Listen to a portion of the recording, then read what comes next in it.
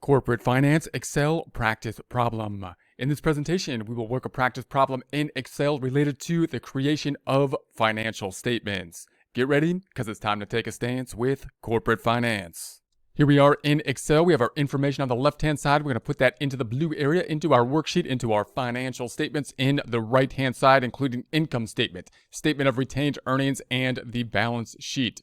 Now, when you think about the financial statements as a whole, you've got the income statement. I would think of the two main financial statements, income statement, balance sheet. Why? Because those are all the accounts that have activity in them, will typically be reflecting the income statement balance sheet. Then you also have the statement of cash flows, which is going to be us reformatting our balance sheets from an accrual basis to a cash basis so we can see the cash flow impact. However, the cash flow statement doesn't add really any new kind of accounts. They have new subcategories and whatnot. We're going to group the information separately, but all the accounts will be involved in the income statement and the balance sheet. The statement of retained earnings will then give us some more information on what has happened during the time period in terms of the change in the equity section. The equity section, including what happened in, of course, retained earnings, which will include the income and then the dividends that went out for that calculation there. So oftentimes when you hear people question on terms of how to format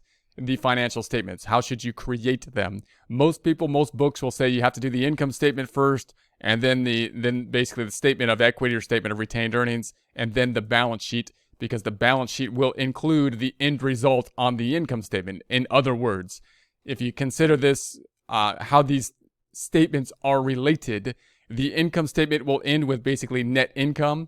And in essence, net income will be included in the creation of the statement of retained earnings.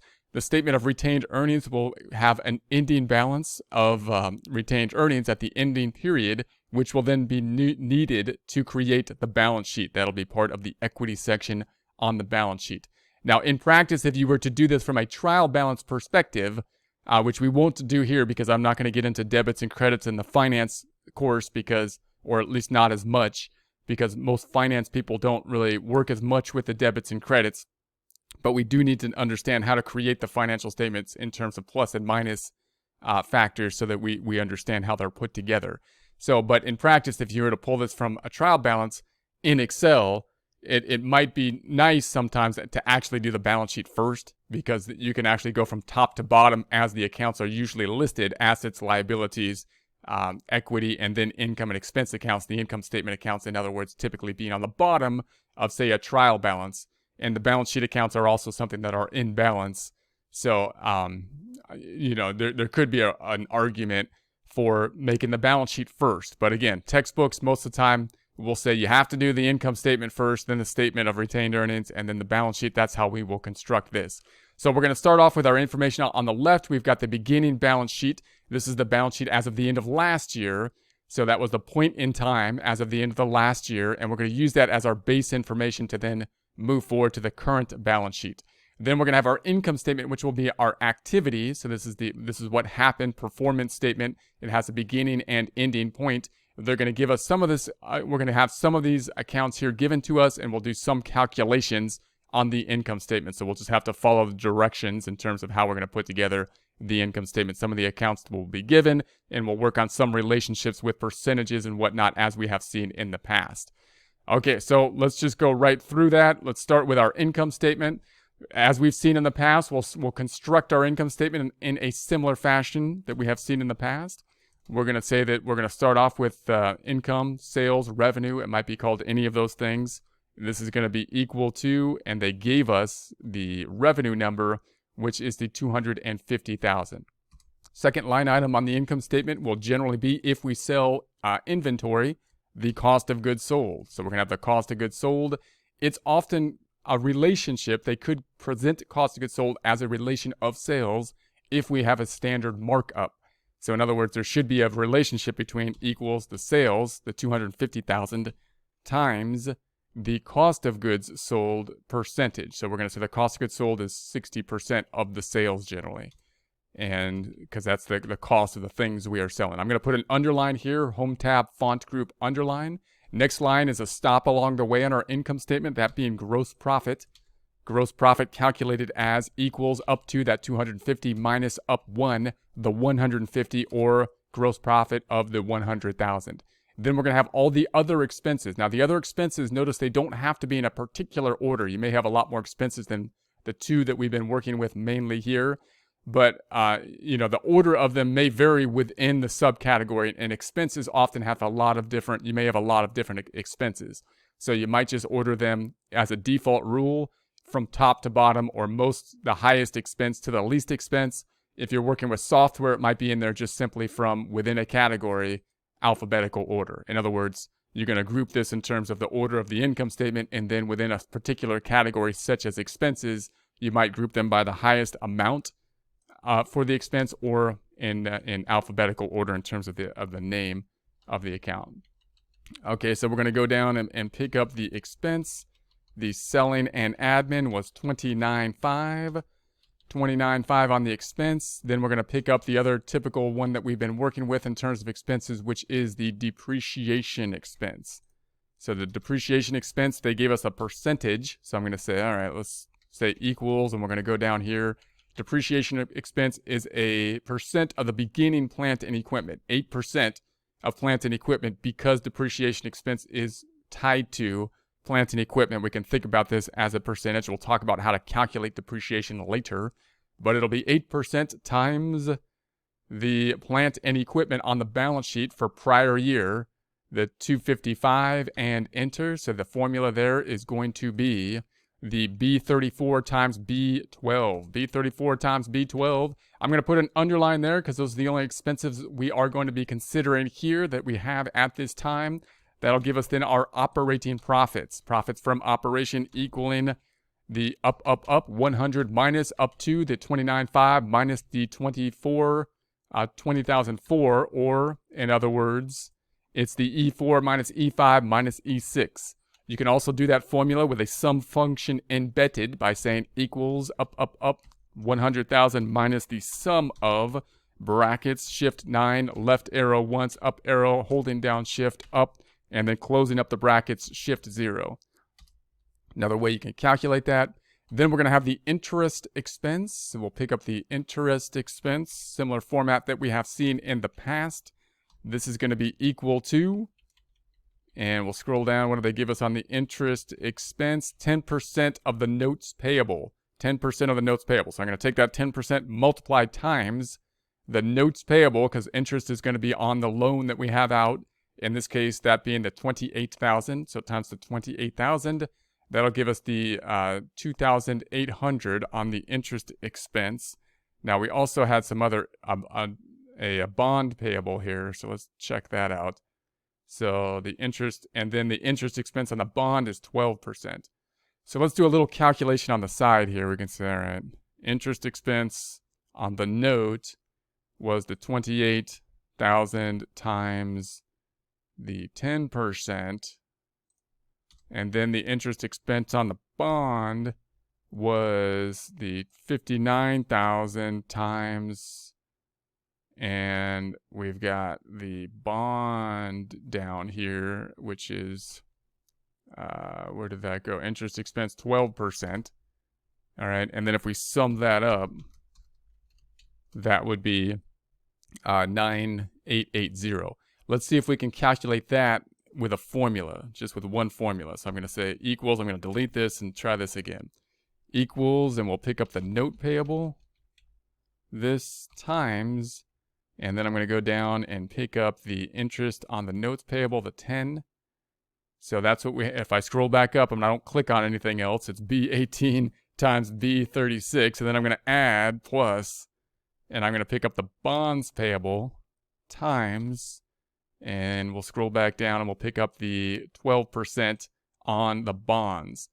So here's our formula, B18 times B36 plus B19 times B37. We shouldn't need any brackets for order of operations because it's going to multiply before adding, but it might make it easier to see by saying I want you to multiply those out, and then I want you to multiply those out, and then add them together, and you should get that 9,880 if done properly, which we've verified over to the right.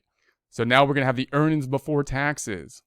Earnings before taxes then is going to be equal to up that 50,100 minus up once the 9,800, 40,220. Let's go ahead and underline the 9,880 by going to the Home tab, Font Group, and underline. Then we're going to pick up the taxes. So let's pick up the taxes. And I think they gave us a tax rate down here somewhere. Tax rate was 20%. 20% on the tax rate. So we're going to be then saying this is going to be equal to the 40,220 times the 20%. Remember that 20% is a tax rate that we calculated to be something we can apply to the book income. So we had to so it's not the tax rate that's on the tax return. We had to adjust it to have it an estimated rate that we can use based on the book number. All right. Underline this, and then we're going to be picking up the earnings after taxes, or the net income, is going to be equal to the 40,220 minus the taxes. The 8,044 gives us the 32,176. Now we're gonna get to the earnings per share. I'm just gonna tack that on to the bottom of the income statement. So remember, this is the bottom line number. Let's emphasize that with a double underline here. Home tab, Font Group, drop down on the underline, double underline. All right, and then we'll calculate the earnings per share. To do that, we're going to take out the dividends for the preferred stock, if there are any, which there are here, and that's going to be equal to, well, the dividends on the preferred stock was the 2,500. They get paid first, and remember, we don't really think of them as like the owners. Those people we got to pay first, though, before we get to the earnings that are going to be applied out to the owner. So we're going to say, all right, here's the net income, and then we got to pay out those preferred folk, and that gives us the 29,676 that we can now apply out to the actual owners, because these are the voting people with the common stock. So we're going to pick up the shares that are outstanding on the common stock, and that's going to be picking up the 10,000 shares outstanding, 10,000 in the data. Now, that's not 10,000 people. That's 10,000 shares that some people may have. We don't really know where they're at. We're not naming anybody that's the owner of the company here. But whoever owns the shares, they could own more than one. There's 10,000 of them out there somewhere.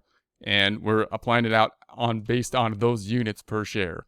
So the 29,676 divided by 10,000 gives us 3. I'd like to see a few decimals here, though. So let's go to the Home tab and the Numbers group, add a couple decimals. Could add more than that, but we're gonna take it to 2.97 about. Okay, so then let's go to the statement of retained earnings. Statement of retained earnings is going to basically give us the change from our prior balance sheet point for retained earnings as of a point in time as of the end of last year. That being, of course, from the prior balance sheet, and then showing us the change, which is coming from the activity statement, the income statement. So we'll start with the beginning retained earnings, which was the 69,500 from the prior balance sheet. I pulled that from the prior balance sheet. Then it usually goes up by net income, but right now we're going to say net income after we pulled out those preferred stocks, which is always kind of a wrench in the system. But you can see that this number is coming from, in essence, the income statement, right? The income statement is tied to the statement of retained earnings. So there it is there. And then we're going to have to pull out the normal dividends that we think of, and those dividends to the common shareholders. So then we're going to pay dividends to the common shareholders. That's going to be equal to how much we pay to the common shareholders. It's down here somewhere. Here it is. 1,876. It's a funny number. All right, and that's going to give us the ending retained earnings. So the ending retained earnings, which is as of this point in time then, this is the earnings that have been retained, earned, yet not paid out to anybody, including preferred stock or common stock. They're being retained by the company in order to generate more revenue, hopefully, in the future. So we're going to say this is going to be equal to the 69.5 plus the 29,676 minus the 1,876, and that gives us the 97,300. Let's go ahead and underline here. Home tab and this group underline. Let's double underline here. Home tab, Font Group, and double underline. Now this retained earnings is going to be a part of equity now. I'm going to make this a little bit smaller. I'm at 190% here. I'm going to bring it on down to 180. That's going to be part of the equity section down below. That's why they typically most people will say you need to do it first. You need to do that first, before you do the balance sheet. So now we're on the balance sheet. So we're going to do this in our side-by-side type of format for the balance sheet. And we're going to say we have assets first, and then we've got the current assets. So you always got to think of these subcategories, because the balance sheet, you'll recall, is the accounting equation. Assets equal liabilities plus equity. But then we got these subcategories, and then the accounts within those subcategories. So within assets, we got current assets, more liquid assets, starting with cash. Now, we're just going to kind of pick this data up from what they gave us in the text. So for cash, they said it was the same. Cash and prepaid expenses balances have not changed, which is unusual. But we're going to keep those the same. So we're going to say, all right, cash last time was here. It was equal to the 16.5. We're going to keep that the same. Let's go ahead and indent cash to go on with our standard formatting here. Home tab, alignment, indent. And we could do some indentation up top here. Do we want to indent anything here? We'll keep that as is. So we'll indent the cash. Then we're going to go to the accounts receivable. So let's see what they gave us on the accounts receivable. They said cost of goods sold. Accounts receivable increased by 10%. All right, so we're going to say, all right, accounts receivable. I'll just pull up the same name. It's going to be the same format. There it is from the prior balance sheet. Equals, I'm going to pick up what it was before, and then it was increased by 10%. So I'm going to say times, and then I want to pick up the 10%. And the way I'm going to do it, because I want it to increase by 10%, means I want 100% plus the added 10%. So I'm going to say brackets. I'm going to say 1 plus the 10%. Close the brackets, meaning times 110%. So in other words, you could take, if you want to increase it by 10%, I could take the 23,000 times 0.1, and then this times this would be the amount of the increase. And then I could say, okay, so that means it's going to be 23,000 plus the 2003 or 25,300. Or I could say I'm going to take the 23,000 times 110%, which is 1 plus 0.1 as a percent, 110% equals the 23 times that, and you get to the same number. So you want to use the same number. Also notice I used formulas to be able to do that instead of having to hard code the number, which is always better. If you can use the formulas, do so. Home tab, and then alignment, increase the indenting. Then we're going to go to the inventory. So I'll pick up the same number up top, inventory, or the same account. Let's see what they told us with inventory. I'm going to home tab, alignment, indent it. What do they tell us about inventory? So machinery, costing, inventory. Oh, it also increased by the 10%, they say. All right, increased by 10%. All right, same process. We'll just follow the rules here. We're going to say inventory times, and then I'm going to say brackets 1 plus, and I'll pick up that 10%. 10%. Close up the brackets, same type of calculation. All right, and then we have, what's next? We have another asset here, prepaid insurance. So prepaid insurance. Now it says down here in our data that the prepaid expenses have not changed. So we're going to say that one hasn't changed. Let's indent it. Going to go to the home tab and then indent. I'm going to say this is going to be equal to the prepaid up top. That looks like our last current asset. So then I'm going to say this is going to be total current, let's say current assets. Let's indent that 2 times. Home tab, alignment, indent, indent. Going to put an underline here by going to the home tab, font, drop down, underline. Summing up on the right-hand side now. So we're going to say equals the sum. Holding down Shift 9, left arrow once, up arrow once, holding down Shift, up, up, up. Then closing up the brackets, or we don't have to because it'll close it up for us. Then I'll correct the spelling over here. And there we have that. All right, so now we're going to go to the next category, which was fixed assets. I'm going to say equals fixed assets. So same formatting, colon, property, plant, and then we've got plant and equipment. I'm going to indent that, home tab, alignment, indent that item, and see what they have for the property, plant, and equipment down here. Machinery purchase costing $40,000. So the machinery was purchased, so we're going to increase it by $40,000 from the prior year equals. We'll pick up the prior year's property and equipment plus we're going to be picking up that $40,000 plus the $40,000 and enter. So there we have that, and then we typically have the accumulated depreciation. So I'll say the same format here. We got the less accumulated depreciation, home tab, font or alignment, indent that. Let's see what they gave us with the accumulated depreciation. They gave us the depreciation expense of the current year. So the current year had depreciation expense of $20,400. So the accumulated depreciation represents the other side, the permanent accounts on the balance sheet. So we can take last year's $51,000 plus the $20,400 because the depreciation expense represents us expensing or allocating the cost over the time frame. And then it's going to accumulate upwards here. Therefore, the cost, the $255,000 minus the accumulated depreciation will be the book value. So I'm going to say, all right, this will be equal to, we're going to pick up the prior balance, which was $51,000 accumulated depreciation plus what the current depreciation expense is, $20,400, and enter. So there we have it. Then we're going to have the total fixed assets, and then you can indent that twice, which is at the home tab, alignment, indent to get it to the indentation here. We're then going to subtract these two, and this common error is to add them.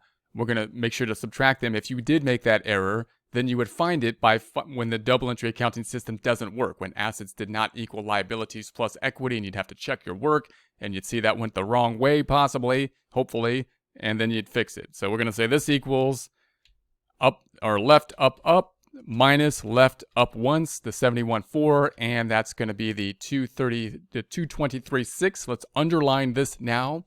Home tab, font group, underline, and then we're finally going to get down here to the total assets, and that's going to be the sum of the outer column, the current assets, and the fixed assets equal the sum brackets, shift 9, up arrow once, holding down shift, up, and then close it. Let's move this out of the way. It always goes right on top of the thing. That's not where it should go. And then enter. Now I'm going to underline this. We're going to go home tab, font group, underline. We're going to double underline the total assets because that's the end result. So home tab, font, double underline. Then we're going to go to the liabilities. So now we have the liabilities, colon. And then I'm going to type in current liabilities, colon. And notice the balance sheet over here didn't show breakout between current and long-term on the prior year. Probably means that they're all current, right? They're all current liabilities. So I'm going to break this out, means we may need to add a column here, which will already be on your schedule. But I'm going to show you how I would break this thing out. So we're going to say current liabilities. Then I'm going to be picking this up. We're going to say this is equal to the accounts payable. Let's see what they gave us on. Let's indent that. Home tab, alignment, increase indenting. What did they give us on the accounts payable? So the accounts receivable, accounts payable increased by 20%. So I'm going to bring that to the enter column. This is that same kind of increase formula that we've seen before. We're going to say the accounts payable from the prior balance sheet times, and I'm going to set brackets 1 plus, and then I'm going to pick up that 20%, which is 120%, closing up the brackets. I had to put brackets because I want the addition to happen before the multiplication. There is the formula, and enter. Then I'm going to say the notes payable. Now I'm going to assume the notes payable is due in the short term. So I'm going to keep this all into current liabilities. Notes payable. I'm going to go back up. Home tab. Alignment. Increase the indenting. Let's see what they give us on the notes payable. They say that it increased by a dollar amount of $6,500. So we're going to say, all right, that's going to be equal to the prior notes payable that we had before, 28,000 plus, and then I'm going to pick up the 6,500. So it's going to be B18 plus B48 and enter. And that's going to be our total liabilities. Now, notice what I'm going to do down here is instead of saying total current liabilities, I'm just going to say total liabilities. Because I don't need, because I'm going to assume they're all current here. Actually, we have one more. Hold on just a second. Got ahead of myself. We have one more. This is going to be equal to the bonds payable. And let's indent that. And home tab, alignment, increase the indenting. Again, I'm going to assume this is going to be a current. So it's going to be due within a 12-month time period. What did they give us for the bond payable down here? Bond payable decreased by 12,500. So this is going to be equal to, we're going to pick up the prior bond payable, which is the 59 minus, and then we'll pick up that decrease, that 12,500, and enter. So there we have that. Now we can go to the total, which is going to be total liabilities. Again, notice I'm not saying total current liabilities. I'm indicating that they're all current by having current liabilities, and then that there are no total liabilities by simply having the total be total liabilities. Home tab, alignment, indent. Otherwise, and indent again. If I was to do it a different way, I'd have to have two lines that would be redundant, saying total current liabilities and then total liabilities right under it with the same line or the same number.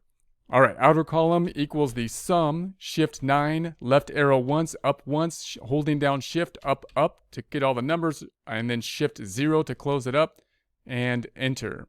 So then I'm going to format this, put in an underline under the 46.5 by going to the home tab, font, underline, so underline. Then we want the next item, which is going to be stockholders equity. So that's going to be stockholders equity. And I think they just told us that the preferred stock, common stock, and paid in capital are going to be the same. Okay, and that could make sense for the preferred stock and common stock, paid in capital, because no other stock was issued during the time period. In other words, stock might be trading on like the stock exchange if it's a publicly traded stock, but it won't affect the equity section, because unless new stock has been issued from the company, which doesn't happen all the time, right? The company doesn't issue stock all the time to generate more capital. It issues the stock, and then the trading that happens within the stock in a publicly traded company is people trading the stocks that have already been out and issued. Therefore, the common stock on the books will typically oftentimes remain fairly constant unless, there's activity that happens with new issuances. So we got the preferred stock. We're going to be pulling that to the inside. It's going to be equaling the same number of the 25,000. We've got the common stock then is going to be the 60,000. Remember, the common stock is often on the books at basically par value.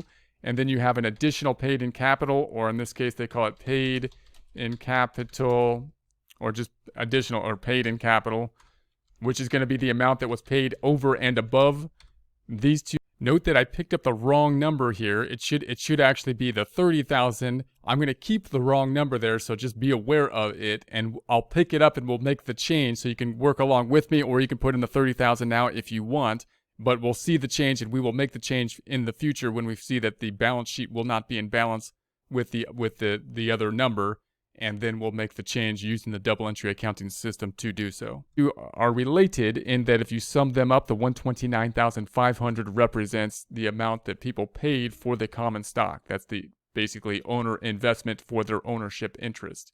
Then we're going to have the retained earnings. Now the retained earnings is going to be then something that we calculated. This is the thing that's going to change because we had the beginning retained earnings.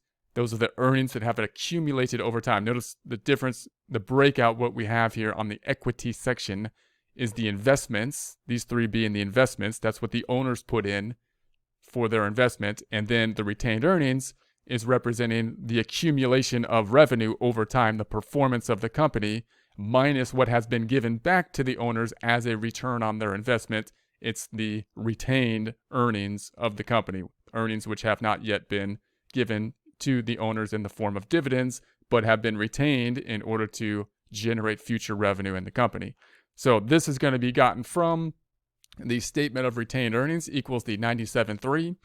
So there we have that. Let's go ahead and indent these items. I'm going to select them, go to the Home tab, Alignment Group, Indent, and then that's going to give us the total stockholders' equity. So let's pick up the total stockholders' equity equals total stockholders' equity, which is going to go to the outer column. Let's indent it twice. Home tab, Alignment, Indent, Indent. I'm going to bring this to the outer column. I'm going to say equals the sum of Shift 9, left arrow once, up arrow, holding down Shift, up, up, up to that 25, and moving this out of the way, and enter. And then we'll put an underline here, Home tab, Font Group, underline. Now we need the total stockholders, and so I need another line here. And notice the other line's going to go down here. I don't have any blue cells. You probably have them because I probably added them on your worksheet. But if you needed to add them, then what you can do, there's a couple ways you can do it, right? I can say, okay, I need to put new cells down here. So I could make this blue. I can like right click on this and then go paintbrush. And if I don't have the little blue thing here, because it's not one of the standard colors, I can go to blue, and then I want to be over here to the standard. I want to make it blue like that, and then go okay. And that's all it is. And then Home tab, Font Group, and I want borders. I want all borders. That's one way you can do it. Another way you can do it is you can say I want to paintbrush this format of this column below it. Now when you do that, it's gonna paintbrush the fact that you have a double underline here, which could be a little confusing, but not a problem. So I can say, all right, I want to highlight that, Home tab, clipboard, paintbrush the whole thing, and that's gonna paint just the format like that. So there we have it. So then I'm going to go over here and say, now we've got the total liabilities. That's not, something funny happened. Equals the total liabilities and equity. So notice what it did. It double indented it here because it copied the format above it. So I'm going to bring it back. Home tab, Alignment, back it up to there. Then I'm going to sum the outer column equals the sum of, up arrow once, holding down Shift up to the 308, picking up the current liabilities the total liabilities and the equity, giving us the 355 600. So 355 600. There's a bit of a problem here. Hold on. And the problem is here, this paid in capital is wrong. And notice these two, how do I know this? Because I could say, oh man, there's something wrong because the total assets don't match up to the liabilities and equity, which I did on purpose, so that we can see that the double entry accounting system isn't working. And then I'm going to go, oh, so this number, I picked up the wrong number. Let's see if I pick up the right number there. Say this equals the 30,000. 30,000. That puts us in balance, meaning that the total assets equal the liabilities and equity. So that's good. So then we're going to underline this. Let's put an underline here. Home tab, Font Group, underline. And then I'm going to put a double underline here. Home tab, Font Group, drop down, double underline. And then notice these two, I'd like these two to be on the same line, right? These two, I'd like them on the same line, which means I need to bring this one down so I can have them on the same line. A couple ways you can do that. You can highlight, you could select this area and put your cursor right here so you could drag it so it looks like that, so it looks like that, not like that, but like that, not like that, but like that, like that. And then you can left click and drag it down. That's one way you can do it. And then once you bring it down, you have to format the one above it, which again, you can use the paintbrush and format the one above it so it's blue. Or this is actually the same thing. It looks different. It looks like a totally different thing, but it's the same. You can select this, right click on it, and then you can cut it. Not copy, but cut, because if you copy, it'll copy the relative formulas, and you want to copy the exact formula. So we're going to cut it, and then paste it here, and once again, you can format paint, and then go back up. One other way you can do it, very useful to know, is you can insert cells. So I'm not going to insert a whole row. I just want to insert cells right above it, and I want to push all other cells below it. Keep in mind that if you have other things below this, it'll push them down. So you have to be wary of whether or not you have things below it or not if you want to use kind of this method. But it is useful at times. So at a lot of times. So you're going to right click, and then now it wants to insert cells because I have them copied. I don't want to do that. I want to double click to get rid of the little, I have used to hear people call them these marching ants, but the highlighted, the copy thing. So there's no like things dancing around here. And then I'm going to right click on it and insert, and then we can shift down. So make sure it says shift down and then OK. So now it shifted those down. Now I have an excess blue line. It gave me a nice blue line here, but now I have an excess blue line here. So I can then format the one below it and then format the white cells to get rid of that blue line. Okay, so bottom line, we have these two now line up. So if you were to look at the comparison of this, notice what happened here. You want to say, okay, can I check this thing? Well, I see that the assets equal liabilities plus equity, so that's good. But how does the statement of retained earnings tie into the balance sheet? Well, the statement of retained earnings is part of equity. Statement of retained earnings is part of equity. So the balance sheet is where we stand as a point in time. The balance sheet ties into the income statement because we're going to basically break out the performance that happened in the prior time period, which in this case we're assuming is a year, right? Prior year. So to do that, we're going to look at the income statement. We're going to say, okay, I'm going to break out 1 year's performance of this number. And that and dividends is what constitutes this number. That's the income statement, right? So the income statement here minus the preferred dividends is what feeds into part of the statement of retained earnings, because the statement of retained earnings tells us what earnings we had retained prior to the current time period, the current year, plus the earnings that we had for the current year that are attributable to the common stockholders, minus the dividends, the amount that we didn't retain because we earned it and then gave it back to the stockholders in the form of dividends, cash. And that left us with the $97,300, which is going to be tied out to the retained earnings.